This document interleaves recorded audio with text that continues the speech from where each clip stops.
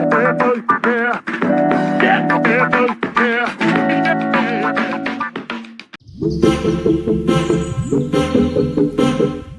Everyone.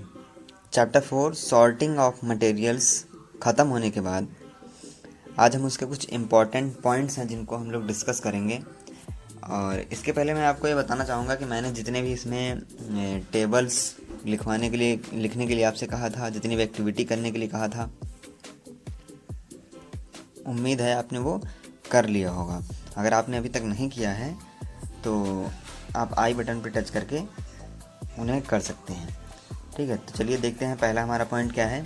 Materials which can be compressed और scratched easily और called soft. वो materials जो आसानी से कंप्रेस किए जा सकें या फिर स्क्रैच किए जा सकें, वो कौन से मटेरियल होते हैं? सॉफ्ट मटेरियल होते हैं।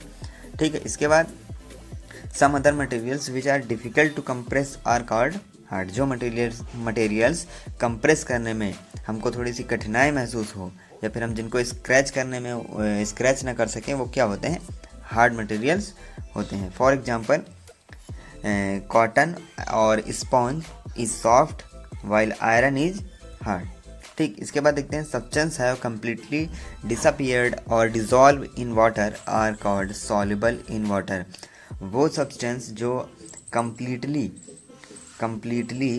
डिसअपियर हो जाएं, गायब हो जाएं या डिजॉल्व हो जाएं पानी में, वाटर में, उनको हम लोग बोलेंगे सॉल्युबल इन वाटर।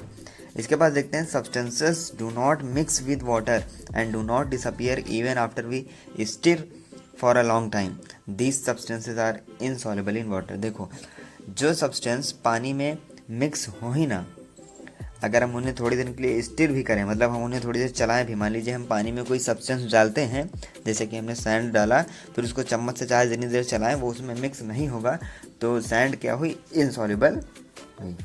ठीक, इसी प्रकार आगे देखते हैं water usually has small quantities of some gases dissolve in it. Water में कुछ स्मॉल क्वांटिटी में हमेशा कुछ ना कुछ गैसेस रहती हैं।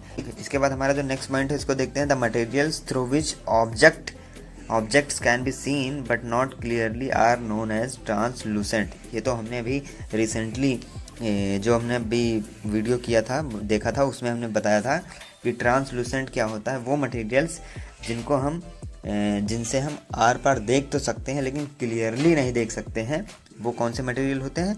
ट्रांसलूसेंट होते हैं।